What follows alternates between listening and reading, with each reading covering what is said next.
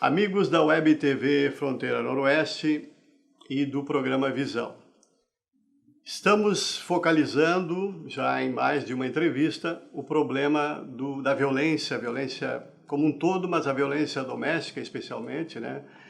A questão do feminicídio e várias outras situações que contribuem para problemas sociais no Brasil, né? Entrevistamos aqui já uma psicóloga, uma advogada, também religiosos. E hoje temos o prazer de receber aqui um psicólogo e psicanalista conceituado, experiente, atuando há muito tempo nessa área, que é o Dr. Jefferson Succolotti.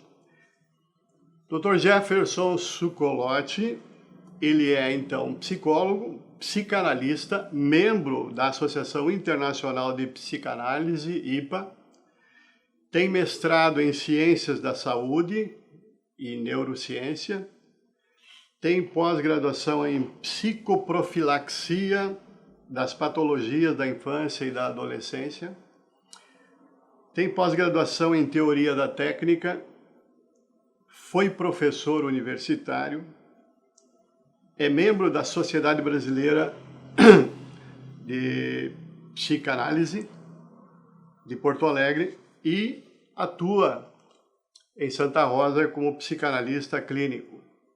Tudo bem, doutor Jefferson? Tudo bem, Rui. Quero te agradecer aí a esse convite.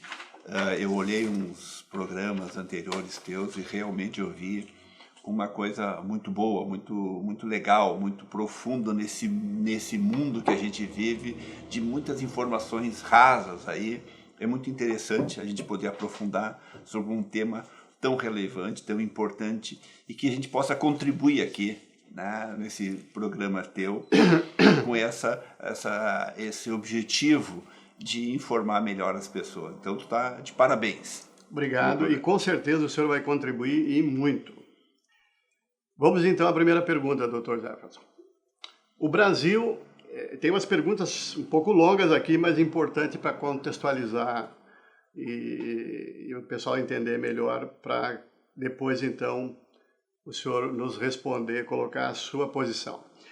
O Brasil sofreu muitas transformações ao longo das últimas décadas, fruto de diversos fatores, mas em nível de estruturação social e familiar a coisa mudou muito, como por exemplo o crescente e abrangente fenômeno de separações e novas uniões, muitas vezes mal avaliadas.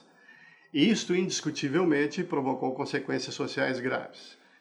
É uma constatação que a gente coloca e a gente gostaria de saber se o senhor concorda com isso, e até porque também tem a questão tudo da relação com filhos que são gerados, enfim. Claro, tu colocou que o Brasil realmente mudou muito, né? Os conceitos, os valores se permearam muito, né? O Brasil, de alguma forma, grande parte do mundo também acabou mudando, né? O que antes era considerado valores, qualidades, hoje é quase considerado algo cafona. Exato. Né? Algo que até as pessoas se envergonham, às vezes, de ser. Então, houveram realmente muitas mudanças ao longo desse período aí. Uma delas, tu colocou agora, né? Que tu colocou relações mal avaliadas. Hoje existe uma rapidez muito grande em que as pessoas pegam e começam um relacionamento sério. Existe primeiro uma superficialidade nos relacionamentos. O Zygmunt Bauman, ele coloca assim, que ele chama amor líquido que não dura muito. Então, hoje, por exemplo, as pessoas se conhecem muitas vezes por internet, por aplicativos. E muitas vezes também elas pegam, saem num primeiro encontro, já vão para um motel, já vão ter tipo de relações sexuais, sem ao menos às vezes saber o nome quase da pessoa, se realmente aquele nome corresponde à realidade da pessoa. E isso vai fazendo com que a chance de dar errado as escolhas vão ficando maiores. E ao mesmo tempo não para por aí, não é só uma noite no motel que já vai que é rápida, né? Porque a pessoa mostra já sua intimidade, já se desnuda literalmente para o outro. É muito comum hoje em dia as pessoas em menos de 1 mês ou 2 meses já estarem morando juntos, quando no 3º mês daqui a pouquinho tendo filhos juntos, sem sequer conviverem, sem sequer ter intimidade, sem sequer experimentar se realmente aquilo vai dar certo ou não. E isso pessoas até com pouca idade, até. Não são pessoas adultos, assim. Às vezes são pessoas que a gente considera quase crianças. Outra pergunta, doutor Jefferson. A violência a partir da década de 90 explodiu de várias formas, mas uma das consequências graves do momento é a crescente violência contra a mulher. A pergunta que se faz, bem objetiva assim, por que os homens estão usando violência em excesso e não medem as consequências de um assassinato? O que passa psicologicamente na cabeça do homem? Psicologicamente.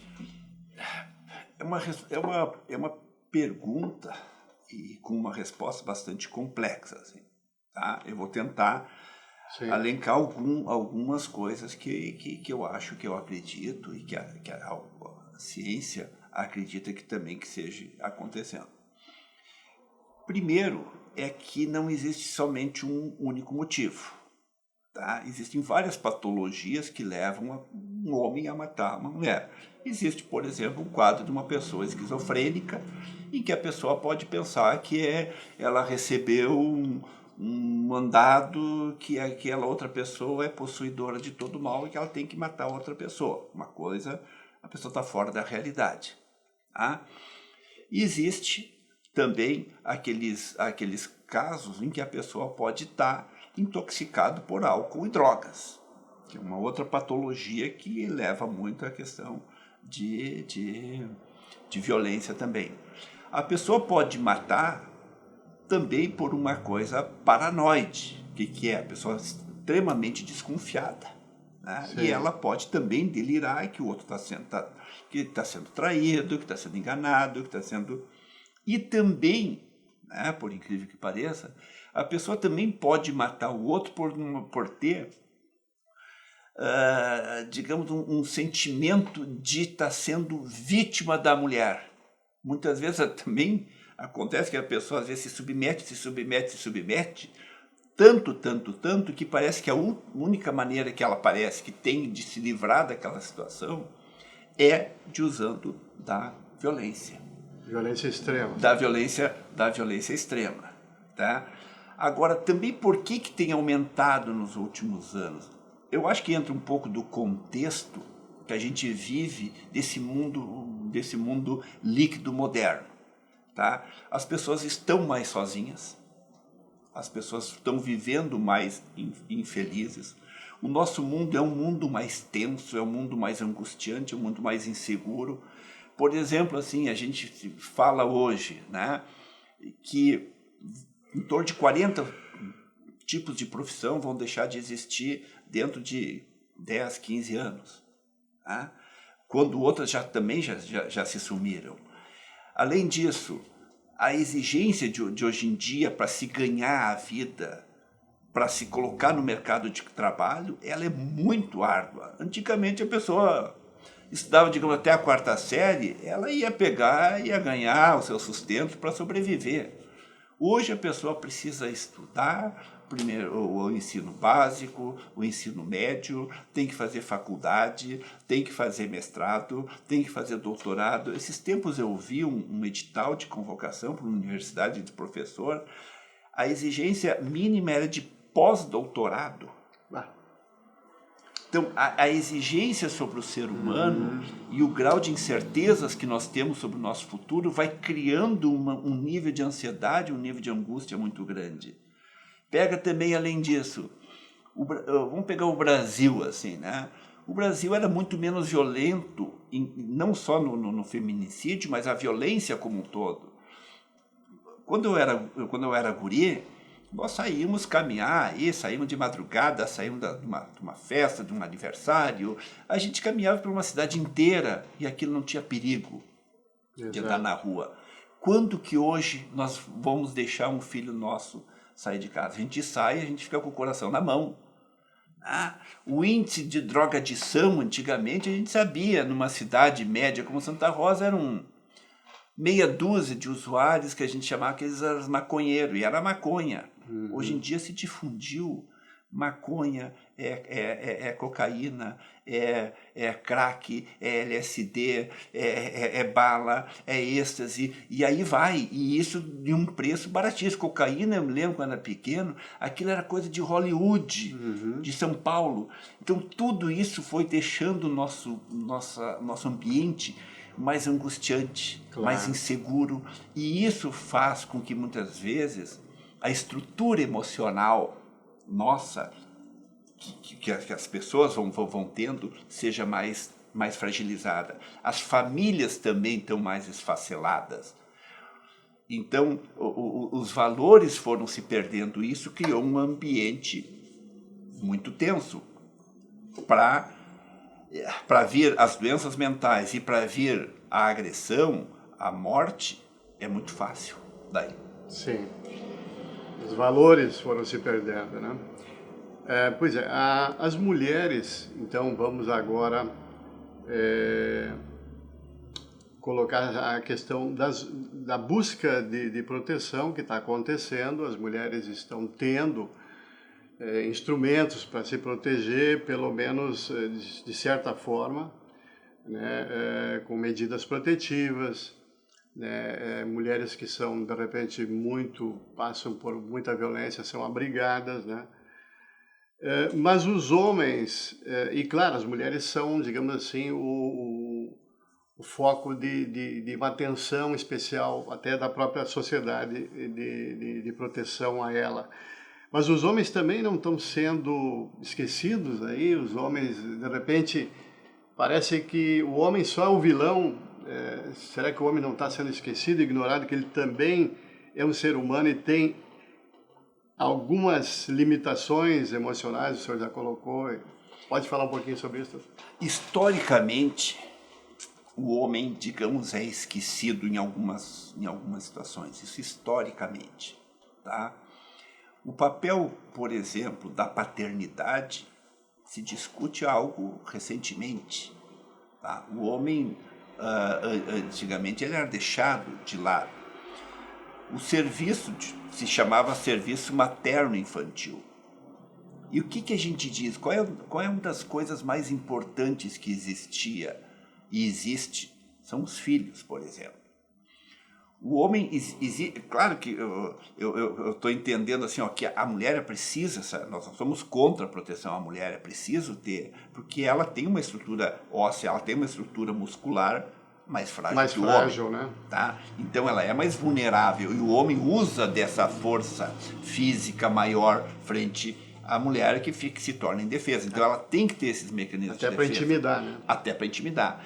Agora, nós também temos que entender assim, por que o homem também, a priori, ele já é considerado, existe uma presunção de culpabilidade. Né? Existe o homem, se dizer, houve algum problema com uma mulher, estão brigando, quem é o culpado sempre?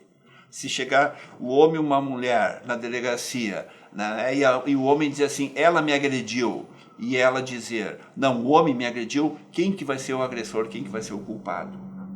Vai ser o homem. A tendência, né? A tendência é o homem.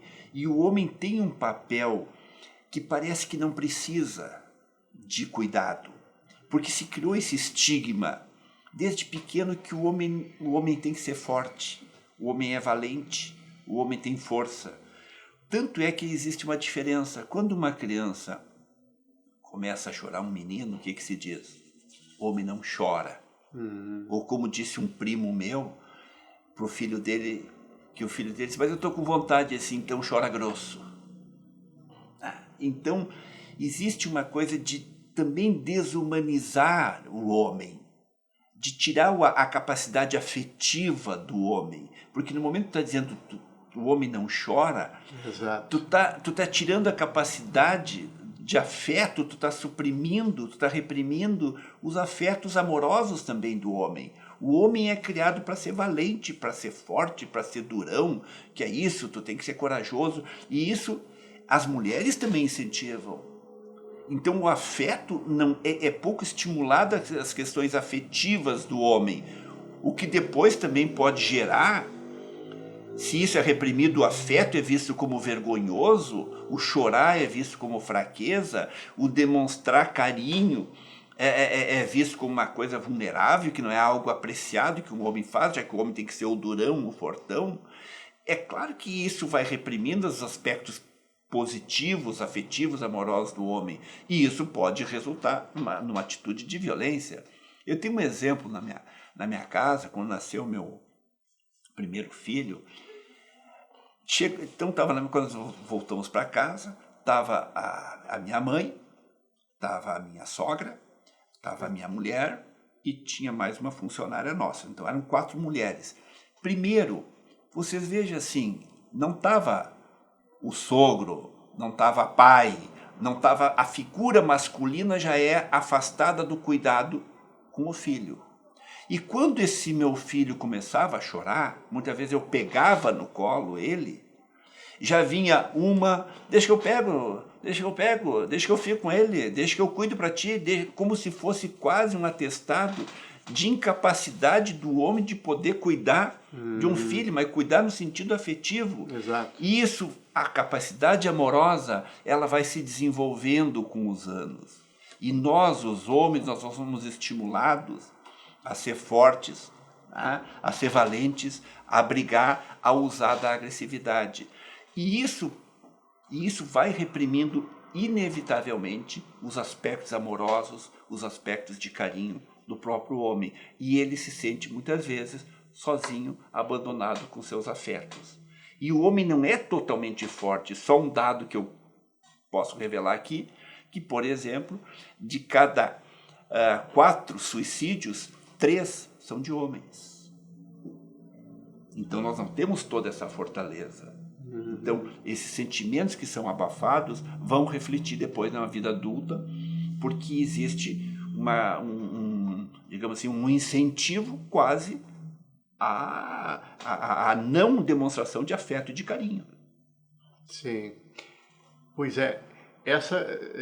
O senhor fez uma abordagem muito importante, muito interessante, e, digamos, é uma faceta dessa questão do homem. Mas deixa eu lhe colocar uma questão assim, ó, até porque o senhor mencionou a palavra papel, né? O papel de cada um, do homem e da mulher. Uhum. Vou colocar assim, com tantos eventos acontecidos desde a década de 70, a introdução do divórcio, o desejo de independência da mulher, os homens, em sua maioria, nutrindo o sentimento machista, até talvez por isso tudo que o senhor colocou agora aí. A questão econômica, exigindo de ambos trabalharem para se manter, ou manter a família. Nós saímos lá de uma situação assim em que o homem é que buscava o sustento da casa, a mulher cuidava da casa e dos filhos. E os tempos mudaram e hoje é diferente. Os dois praticamente saem. Tudo isso que o senhor falou, mais o que eu coloquei aqui, criou ou cria, como é que na cabeça de homem e da mulher há uma certa dificuldade de discernir o seu verdadeiro papel? Certamente, eu acho que tu colocou aspectos muito importantes, Rui, que isso tudo mudou a cabeça do homem. E ainda parece que o homem até então não conseguiu se achar. Não foi fácil a gente não fazer essa pergunta aqui. Mas o homem não conseguiu realmente, assim, parece se achar. Parece que a mulher já conseguiu, porque ela foi lutando paulatinamente por esse papel. Então parece que ela já quase queria, ela já sabia o que ela queria, melhor dizendo. Mas ela não teria conseguido achar, mas ao mesmo tempo ela também não estaria insegura? Ela tá insegura, mas me parece que a mulher hoje, ela tá mais segura do que ela quer e do seu papel do que do homem, porque ela foi em busca, ela queria, digamos, a mulher queria votar, a mulher queria trabalhar fora, a mulher queria estudar, a mulher queria o divórcio, são movimentos que a mulher foi em busca. E o homem quase que passivamente foi aceitando essa mudança, só que isso trouxe o quê? Junto com as mudanças da sociedade, dos valores, né, que a gente falou antes, isso também mudou o psiquismo do homem. Por quê? Porque mudou na autoestima do homem. Mudou na autoestima. Na autoestima Pegou do homem. na veia. Pegou na veia, no narcisismo, no amor próprio do homem.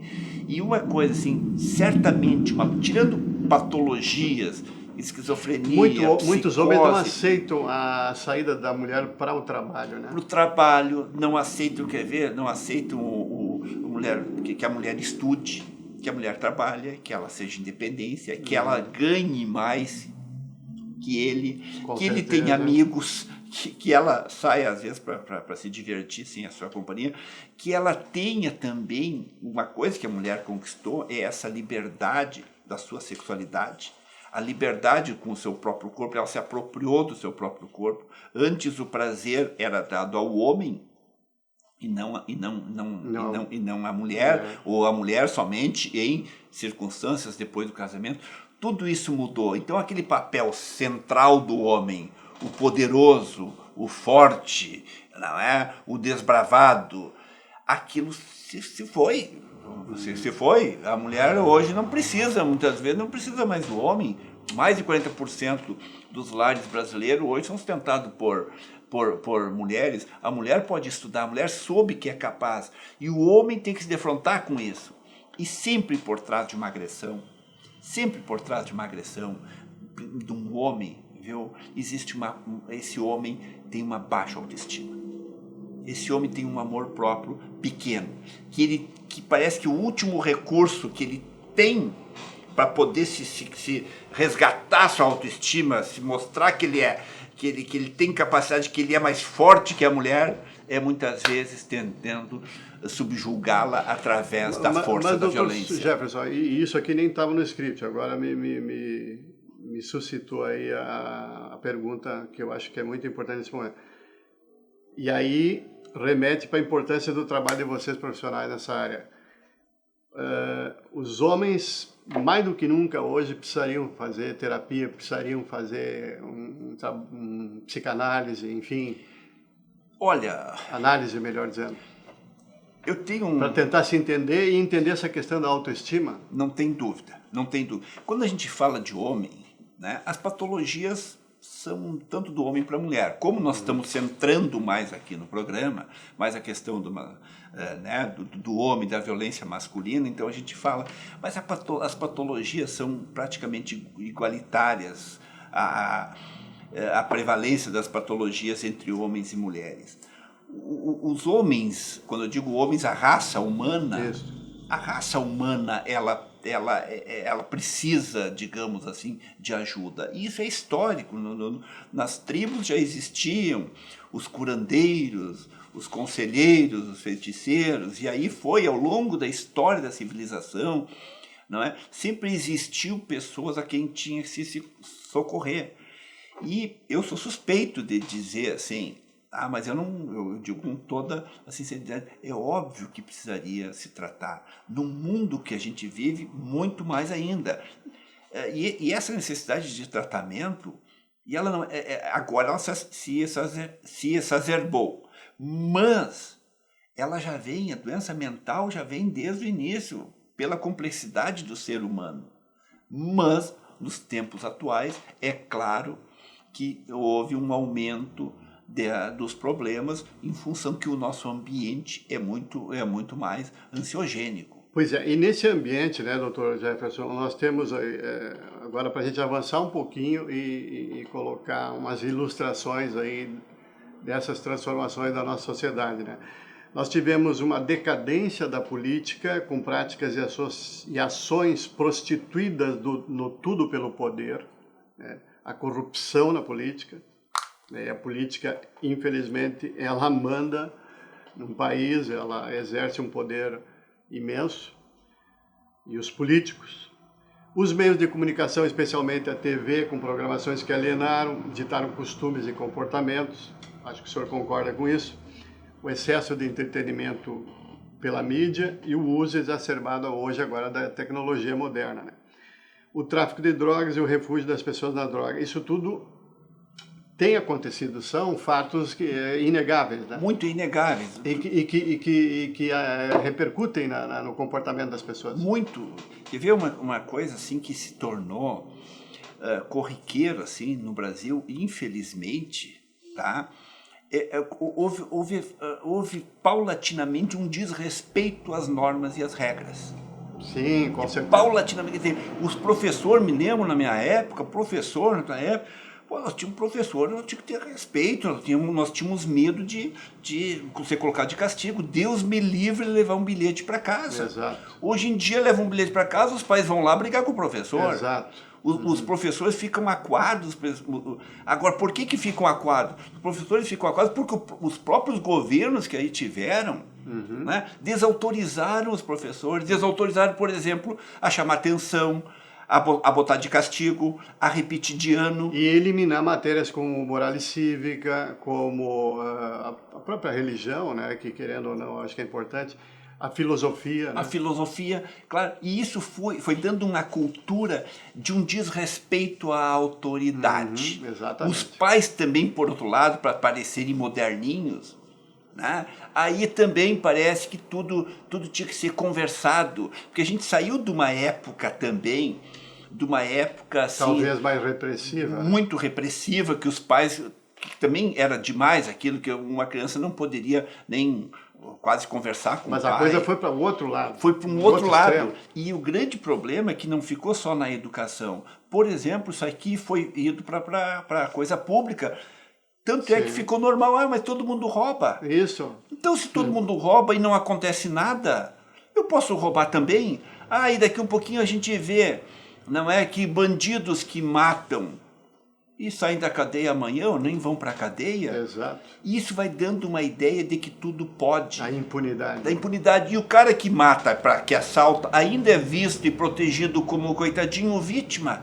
Quer dizer, ele não é o vilão. Ele foi lá, matou, assaltou, destruiu às vezes uma família, e ele é vítima da sociedade, ou ele é a vítima da família. Então os bandidos foram protegido. O mal foi sendo glorificado, digamos assim. E isso vai dando uma permissão de que tudo pode. Bom, se pode fazer mal, bom, o outro pode. Se todo mundo rouba e não acontece nada, eu também posso roubar. Então é claro que essa estrutura política, social que houve, não é, que no nosso país. Hoje vigora no país. E né? hoje vigora no país, que vigorou durante muitos anos isso aí, isso causou também quase uma coisa assim, pode fazer tudo. Aí pode com droga. Muito tempo desse relaxamento total. Né? Claro, tranquilamente. E aí entra o uso de droga também. Tanto é que estão querendo, um absurdo, falam em descriminalizar a maconha. Bah. Impressionante. Só para terem uma ideia, quem nos está assistindo, no Uruguai fizeram isso. Em um ano, aumentou em 63% os homicídios em Montevidéu. Pois é. E os caras cogitam ainda trazer para o Brasil essa belíssima ideia que não deu certo em lugar nenhum. Certo dia, um outro psicólogo amigo aí disse assim, doutor Chocolate, a nossa sociedade está doente. O senhor concorda com essa afirmação? Concordo. Quer ver, a gente entra em outros temas, é que é vasto, é vasto que a nossa sociedade está doente por esses valores, por o culto, por exemplo, assim, que tu falou assim, encontros furtivos, a sexualidade banalizada, a própria mulher se desvalorizando,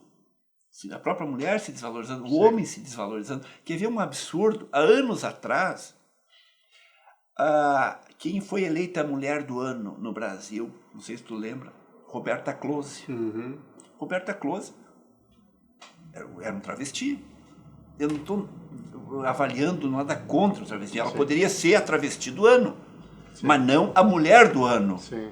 Porque quantos milhões de mulheres no Brasil poderiam ter sido. Não colocaram um homem, geneticamente um homem.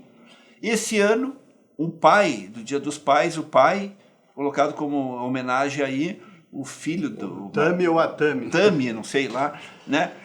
Isso é um desrespeito, uma desvalorização que a mídia faz e que a sociedade, de alguma forma, reverencia, aceita. Desvirtuamento, né? Desvirtuamento de nós. Então, a nossa sociedade, claro que vai adoecendo. Um outro lado que tu falou também, não é? Dos meios de comunicação, não só dos meios de comunicação, mas da internet. Então a gente vê, por exemplo, assim, famílias inteiras reunidas, cada um com seu aparelho celular, né?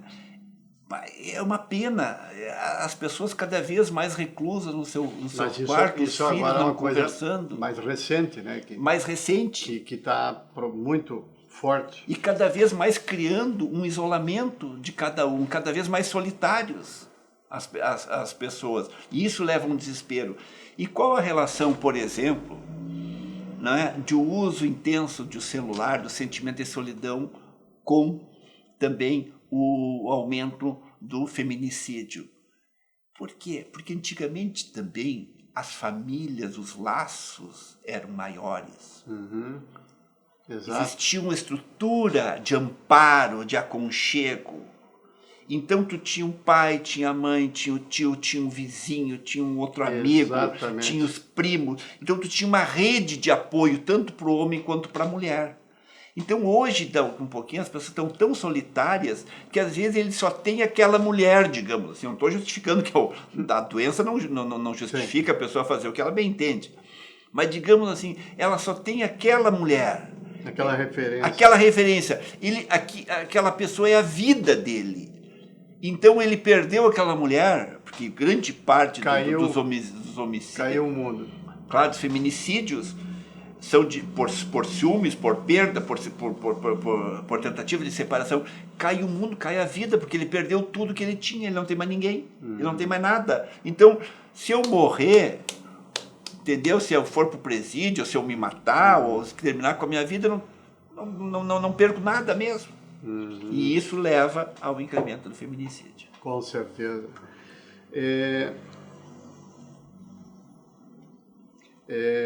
As pessoas querem ser felizes, né, doutor Sucolotti? Mas as causas referidas aqui anteriormente deram origem ao surgimento de tantas doenças mentais, sofrimentos mentais, conflitos existenciais, até mesmo suicídio. Uma série de patologias que existem hoje, né? Isso. Uma série de distúrbios psicológicos. O senhor pode falar de alguns assim rapidamente? Só que eu faria um senão. Estou dizendo assim que existem hoje. O que eu falaria que sempre existiu. Sempre existiu. E quando tu fala assim, ó, o homem quer ser feliz, sim. Se for perguntar, eu acho que não existe uma pessoa na face da Terra que quer dizer, tu quer ser feliz ou infeliz? Alguém que fosse responder, não, eu quero ser infeliz.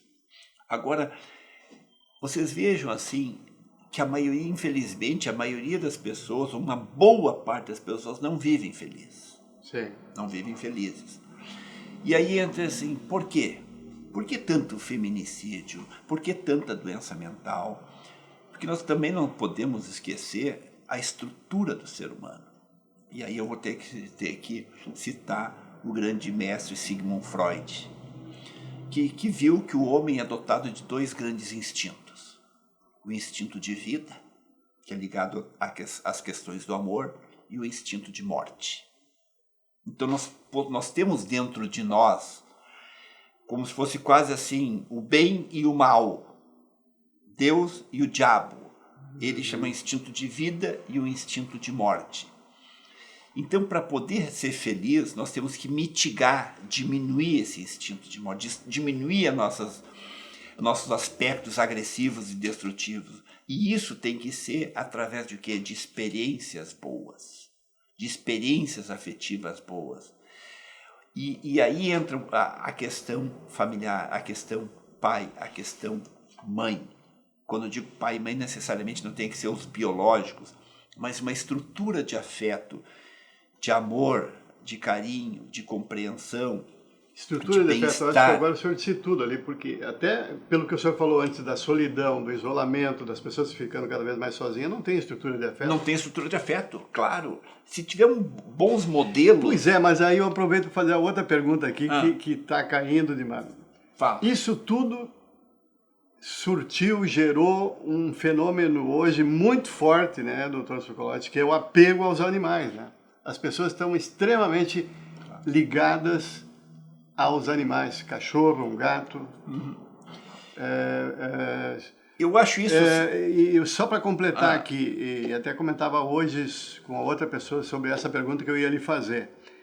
Parece que com isso é porque as pessoas não confiam mais nas pessoas. Em parte, eu acho que sim. Em parte é assim, porque, digamos assim, uma pessoa... É preferível, desculpe, grosseiramente eu vou dizer assim, é preferível confiar num cachorro do que num... Claro, dá para confiar.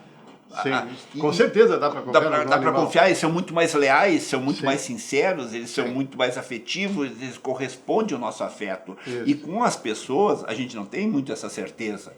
E cada vez mais os vínculos também são mais perenes, os vínculos são mais frágeis. Um amigo teu vai na tua casa, ou tu vai na casa dele, daqui um pouquinho ele está conversando contigo, ele está assistindo a TV. Ele liga, tem gente que tu chegou, ele liga a TV, e não é ligar a TV e dizer, tem passando um jogo que eu quero muito assistir, vamos assistir um pouquinho, o que tu acha? Não, ele liga a TV para ver se está passando uma coisa que ele nem está vendo. Está automatizado. Automatizado. Ou então, ele está ali conversando contigo, tá? Está olhando o celular. E está olhando o celular. Quer dizer, isso é um desrespeito, isso é um desafeto, é um disparate. E as pessoas ficam o quê? Se sentindo cada vez mais sozinhas. E se apegam aonde? Se apegam aos bichinhos, que é uma coisa de certa forma boa, que eles tentam suprir as suas carências, suprir a sua solidão, né? Que é uma tentativa boa nesse sentido, assim, né? Mas que infelizmente isso também revela, por um outro lado, né? O quanto o ser humano cada vez está mais carente, está carente de afeto, está carente de companhia, está carente de confiança, está carente de amigos, está carente de amparo, que nós precisamos disso. Mas o senhor não acha, isto tudo posto aqui que a gente comentou, que o senhor relatou, que, por exemplo, para ajudar a diminuir esses problemas, a psicologia, a religião e a filosofia, principalmente psicologia e religião, não poderiam estar mais unidas, mais harmônicas, porque, querendo ou não, a religião tem a parte espiritual, que também é um consolo, é uma ajuda, através da fé as pessoas conseguem... E, de outro lado, o autoconhecimento, ou o conhecimento de como funciona a psique das pessoas, né? O que eu vejo é isso. Eu acho que a religião, a escola... O que foi, infelizmente, as escolas retiraram essas disciplinas aí, né? Retiraram essas disciplinas, né? E eu acho que a religião e a escola têm um papel fundamental também na nossa sociedade, tá? Tanto uma quanto o outro também pode oferecer apoio, pode oferecer amparo, um sustentáculo, quando muitas vezes na família os vínculos às vezes não são tão bons, uma estrutura familiar doente, digamos assim, né? E eu acho que a psicologia, eu não trabalho com psicologia social, não conheço muito trabalho de psicologia social, mas que ele existe, o trabalho individual, ela tem um papel preponderante muito no sentido de difundir essas ideias, o quanto é importante, primeiro assim, a relação, e eu tenho uma pós nisso aí, das psicoprofilaxias das patologias, ou seja, como prevenir as doenças. Como prevenir. Como prevenir. E uma das coisas de prevenção básicas é ter uma estrutura de amor, de afeto, de carinho, de ter um lar que a criança possa se sentir amparada. Que depende de pessoas. Que depende de pessoas. Então, os pais ter essa noção. Ao mesmo tempo, a psicologia tem um papel no sentido de ver que esses pais, quando a gente fala de afeto, de carinho, esse afeto de carinho também é na hora de dar uma bronca. Na hora de não deixar a criança fazer tudo que ela quer, porque nós temos que ensinar essa criança que ela tem que viver em sociedade, viver harmônico, e não coisas absurdas assim, por exemplo, que a gente às vezes já vai... Eu já tive a experiência de ir num restaurante, digamos assim, pequeno, não muita gente, uma coisa calma, tranquila, e 2, 3 crianças assim, infernizando o ambiente, e os pais, as mães... Muito tranquilos. Dizendo nada. Aquilo, a vontade, a gente se segurando de dizer assim, ó, olha, isso aqui não é lugar de brincar. Eu falava para os meus filhos, por exemplo, dizia assim, isso aqui não é pracinha, isso aqui não é parque de diversões, isso aqui é um restaurante. Então, vocês fiquem quietos, vocês se comportem. Isso também é amor. Claro. Tem um outro detalhe que tu falou assim, por exemplo, das escolas. Eu falo para pacientes meus, quando uma criança começa a receber muito bilhete do professor, eu disse assim, hoje começa com bilhete da escola. Depois vai começar com multa de trânsito. E depois com oficial de justiça. Então, isso é amor, isso é amparo, isso é um ambiente bom. Então, a psicologia tem isso, a religião tem esse papel também. A filosofia tem no sentido de nós poder desenvolver mais essa consciência nas pessoas para evitar tanto ódio, para evitar tanto crime, para evitar tantas agressões, tanta destrutividade. Que o instinto de morte, digamos assim, não prepondere sobre o instinto de vida. O instinto de morte tem que estar a serviço do instinto de vida. Por exemplo, assim, a gente usar da agressão para coisas boas. Eu tenho que usar da minha agressão, por exemplo, para mim estudar. Eu tenho que usar da minha agressão, da minha força, para mim trabalhar, para mim romper com as minhas dificuldades, romper com situações de vida que são desfavoráveis para mim. Então, isso é bom, e não para destruir outro ser humano, quer homem, quer mulher. Com certeza.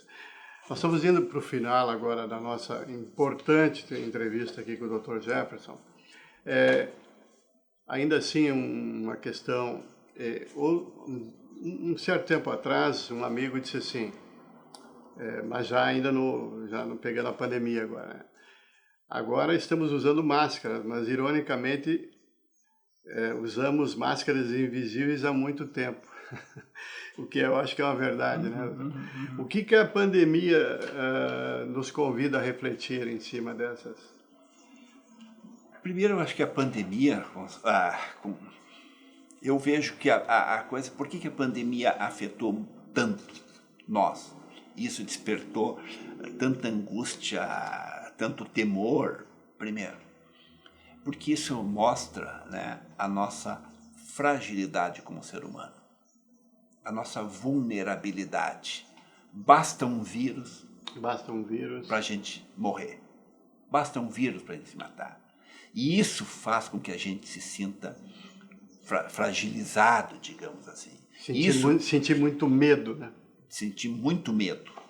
Tá? Então essa doença nos trouxe muito medo. Mas esse medo, eu acho que pode ser usado num sentido bom. De pensar assim, puxa vida, um vírus pode me matar, né? Então eu não sou tão forte assim, eu não sou tão poderoso assim. Então eu tenho que cuidar melhor da minha vida. Eu tenho que fazer da minha vida uma coisa boa, porque eu não sei até quando eu vou viver. Pode vir um vírus, pode ser por outro motivo, que eu possa vir a morrer. Então eu tenho que tratar de fazer com que a minha vida vire uma vida boa, uma vida legal, para mim e para os outros. E se eu chegar a morrer, e que um dia a gente vai morrer com esse vírus ou de outra doença, Isso. Mas que a gente possa chegar, digamos, uma certa idade, a gente tiver a sorte de chegar na velhice, olhar para trás e pensar assim, puxa vida, valeu, eu acho que eu fiz coisas boas, vou deixar um legado bom, vou deixar uma marca boa nesse mundo, para as pessoas que me rodeiam. Aí foi legal. Eu acho que isso é uma reflexão que eu acho muito importante que esse vírus trouxe, assim, né? E eu acho que também mostrou o quanto é importante o convívio humano, quanto é importante a gente poder sair de casa, a gente ver um amigo, a gente conviver em família, a gente poder dar um abraço.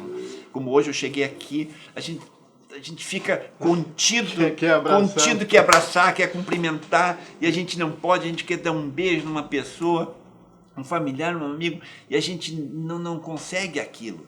Então é valorizar também tudo que a gente tem e que a gente tinha e parece que a gente não via e não dava importância. Exato. Né? Exato. Então parece que a gente... Por que tem que perder ou ter um medo de perder para poder valorizar? Por que não dá importância para essas coisas? Tu vê um aperto de mão, como eu cheguei aqui, um abraço, um beijo, uma coisa assim que a gente não pode fazer, não pode viajar, não pode passear, não pode fazer uma festa, que está com os amigos, está com os familiares. Então, poder valorizar tudo isso e se dar conta também da nossa fragilidade, da pequenez humana, diminuir a nossa arrogância, digamos, que a gente se sinta tão forte, tão poderoso, quer homens, quer mulheres. Aceitar que nós somos seres humanos, falíveis, né? Temos uma certa importância, uma certa capacidade, mas não podemos tudo.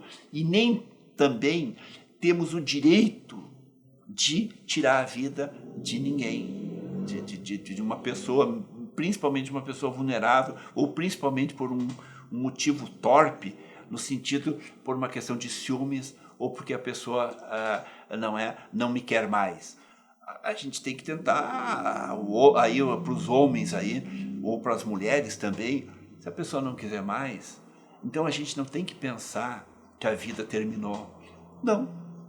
Vou sofrer, vou ficar triste, eu vou comer o pão que o diabo amassou por um tempo, mas depois a vida segue. Claro. Né? Como essa pandemia está se avizinhando um fim aí, parece que a vacina está aí, tá surgindo aí vários estudos com vacina, já está decrescendo.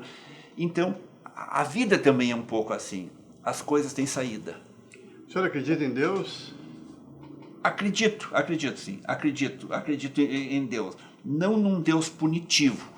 Eu não acredito num Deus punitivo, que isso não. Porque fez isso porque Deus castigou. Ok. Né? Então, digamos assim, Deus não poderia fazer um vírus para castigar a humanidade, isso não. Mas para ensinar, de repente. Bom, para ensinar, sim. Um Deus amoroso, eu acredito. Um Deus de amor. De repente é coisa dele isso para as pessoas refletirem mais sobre uma série de coisas. Pode ser. Mas eu não acredito num Deus que faria isso, matar velhinhos, claro, matar crianças, matar pessoas inocentes para ensinar outros. Claro, também isso não. Né? Eu acredito num Deus de amor, um Deus de afeto, um Deus de carinho. E eu acho que é isso que a gente tem que tentar prevalecer. Não é fácil, mas é sempre tentar fazer com que os nossos atos de amor, de bondade possam prevalecer na nossa vida. Erros a gente comete, é claro que daqui a pouco a gente pode ficar bravo aqui, ali, ficar mais irritado com ninguém tem sangue de barata, mas que possa prevalecer as nossas ações, nossos atos de amor, de carinho. Com certeza. Dr. Jefferson, muito obrigado pela sua entrevista, eu acho que foi ótima, a gente tem aí um conteúdo excelente para as pessoas que já assistiram aqui, né, e que possam de repente compartilhar, se gostaram do conteúdo, né, recomendarem para amigos, né, a TV Fronteira Noroeste, a Web TV Fronteira Noroeste, o programa Visão.